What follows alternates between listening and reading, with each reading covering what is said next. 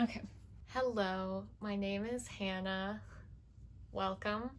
If you are new here, if you are returning, welcome back. Okay, so I'm not gonna lie.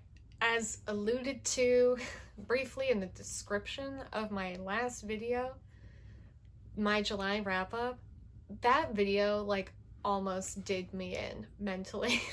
I had ceaseless technical difficulties. I filmed that video on August 2nd, a responsible time to film a July wrap up, and I did not post it until the 16th because things just kept going wrong after the filming process. So I just wanted to take a second before I dove back into the beast. So that's why this video is 2 weeks overdue, but whatever.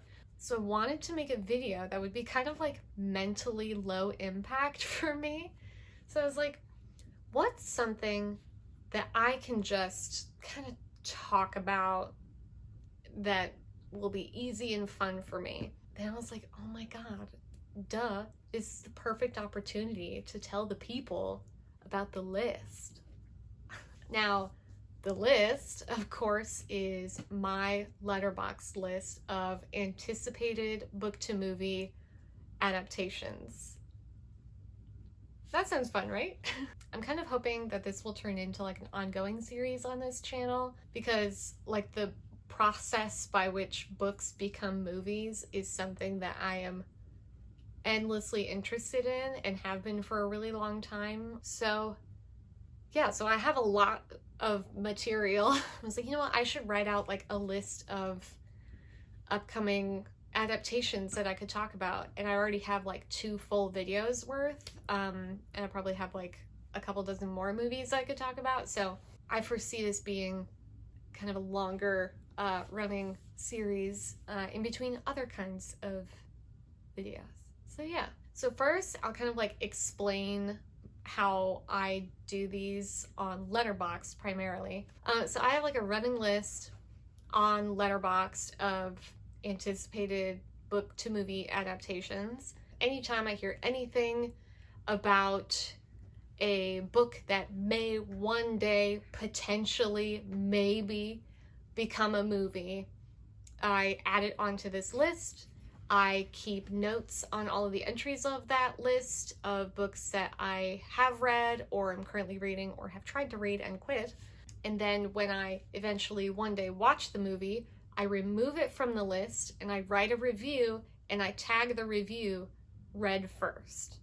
So one's a list and one is a tag. I really probably should make read first a list.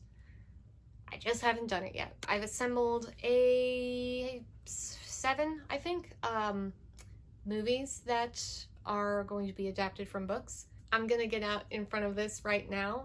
This channel is not a safe space for the book is always better crowd.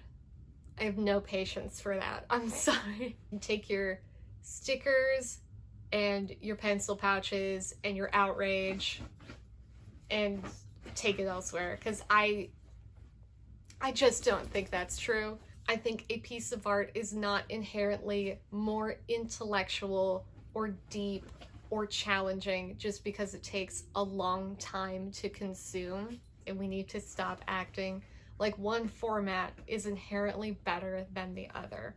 So that's my soapbox. And a quick disclaimer, anything I say is a mixture of what's in the press, what the streets are saying basically, and my own conjecture. And I feel like I'm pretty good about differentiating between those 3 things. And also a great many of the movies I will be talking about in this series are the idea in the shape of a movie. It is an amorphous blob that may or may not become a movie one day. So don't get too attached to anything that you're like, I hadn't heard about that, because everything on this damn earth is subject to change. So with that, I'm gonna get into these. So we have kind of a mix for this first installment of the most immediate and obvious, and then some less obvious,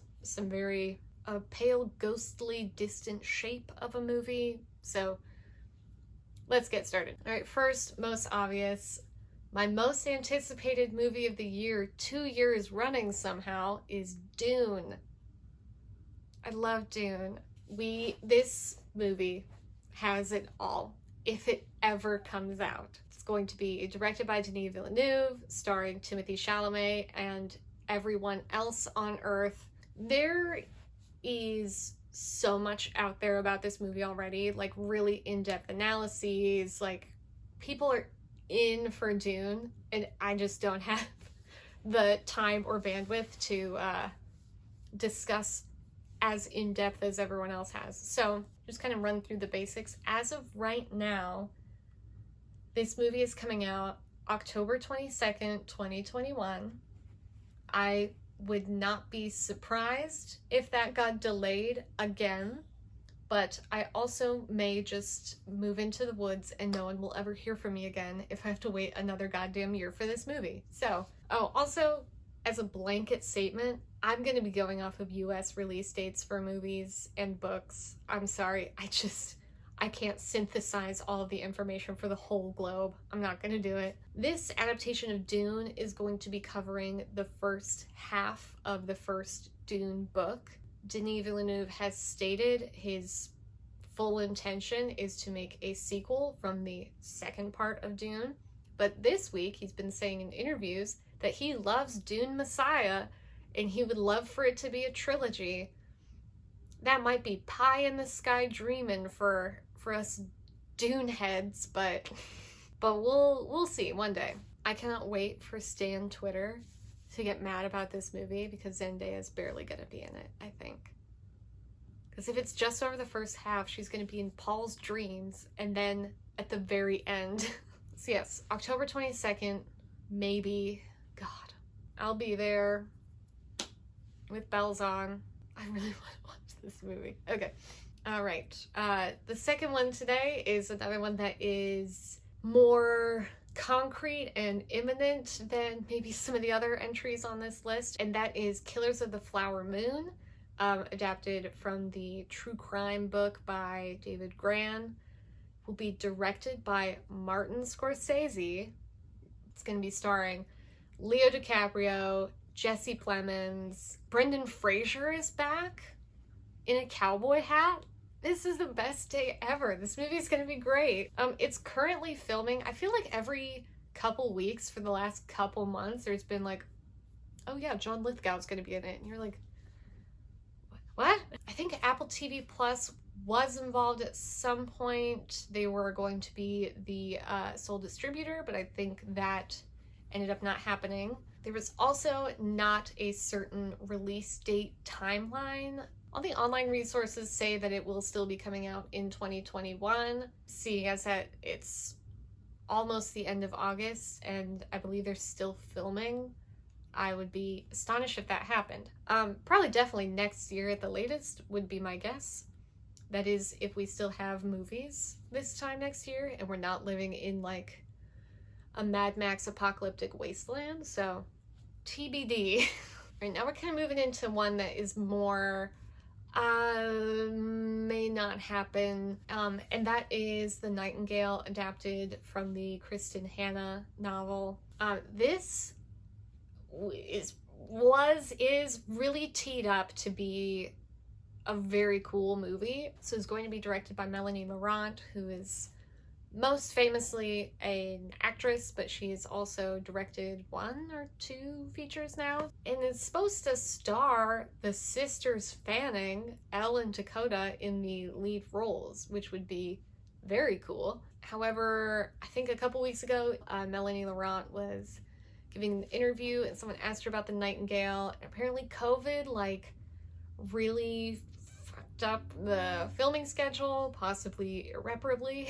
So I'm not holding my breath that this movie is actually going to materialize, at least not with this director and cast, like not this version of it. So I would not be surprised if one day we did get a Nightingale movie, because it is such a popular book.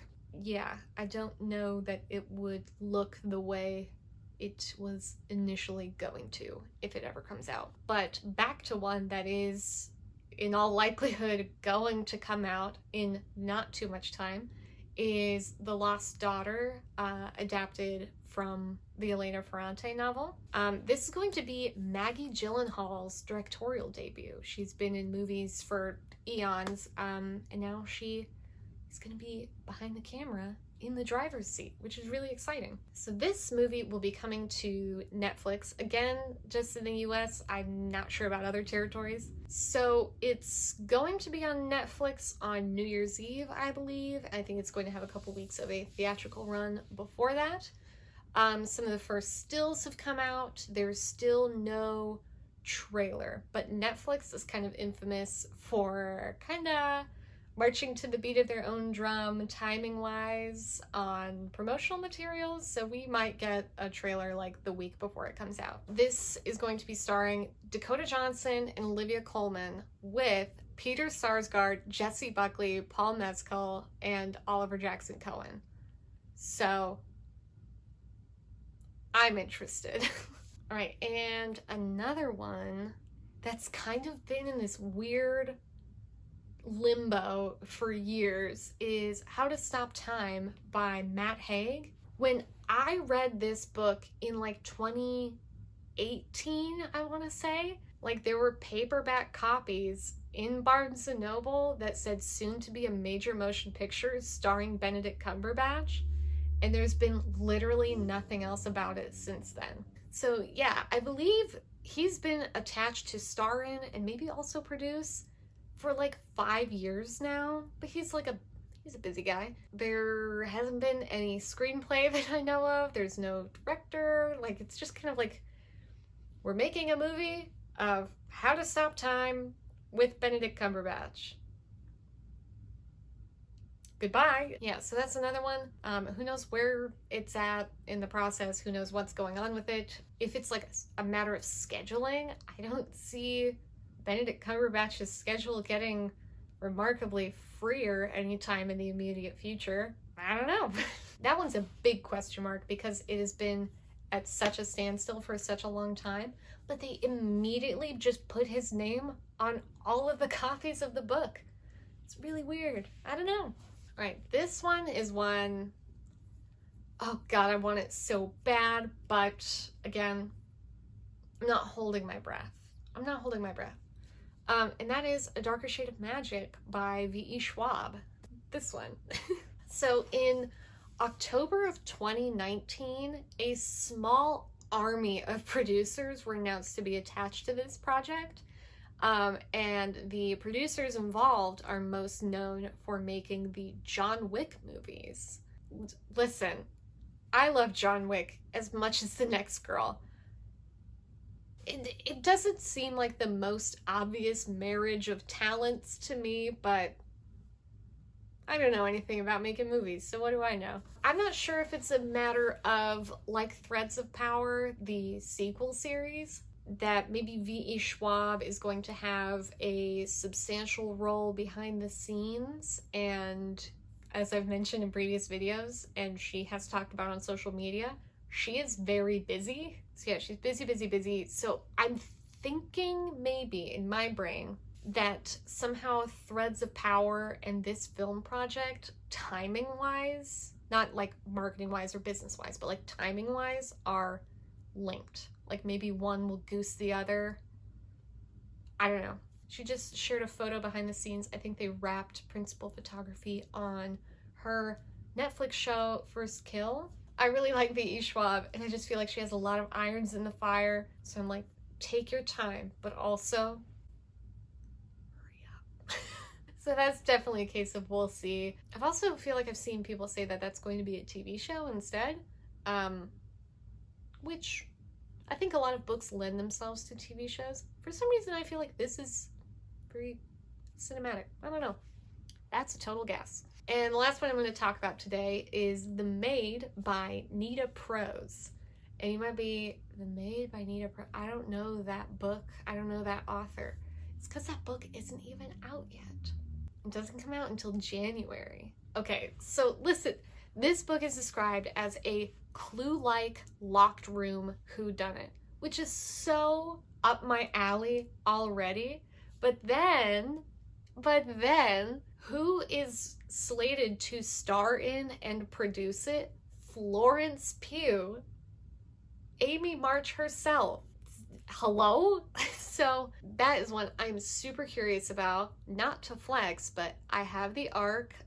It is pretty high on the priority list, so I'm really hoping to get to that one soon. I am obsessed with that when like the film rights to a book are sold before the book even comes out. What? I think that was the case with Night Bitch. I think that was the case with Such a Fun Age. I think they also sold the film rights. So yes, that's all I have for now. I already have the entire next installment already written, so it's just gonna be a matter of when I need a video, I'll just slot that in. But yeah, I would really like for this to be an ongoing series. I would also like to talk about TV shows, because that's something I also really like to keep track of, is books becoming TV shows, because that seems to be more and more common anymore. I track TV shows on TV Time, which is good. It's not great for this purpose because their like list functionality doesn't do all that I want it to. If you have like a good app or website to track TV shows and upcoming TV shows, or if you want to help me lobby Letterboxd to add TV to their app, that'd be so nice. Yeah, if you have any recommendations, let me know. My next video is probably going to just be the August wrap-up, which hopefully, God willing, will not give me as much trouble as the July wrap-up did, because that about sent me over the edge. Thanks again for watching, and I will see you next time. Bye.